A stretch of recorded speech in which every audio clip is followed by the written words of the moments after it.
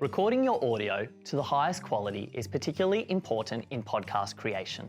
The microphone setup and the presenter's technique will impact this quality. We're going to explore strategies on how you can elevate the quality when using your Maono microphone and recording audio with the podcasting kit.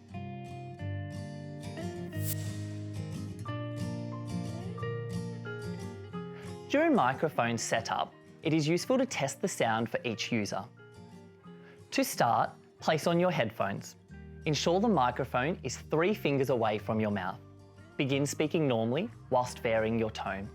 Adjust your distance from the microphone to a point that sounds comfortable for both you and the listener. The audience need to be able to hear you speak loudly and clearly, but also do not want to feel as though you are shouting.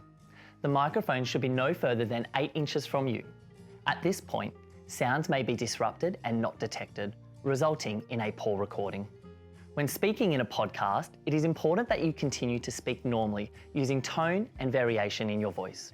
However, sudden shouting and an outburst of laughter or high-pitched noises may not be enjoyable for a listener.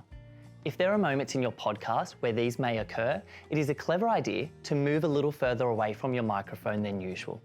This will allow the listener to enjoy the moment with you without having sudden loud noises upset them. The pop filter is an excellent tool to use to help soften pronunciation and prevent popping sounds caused by the mechanical impact of fast-moving air on the microphone.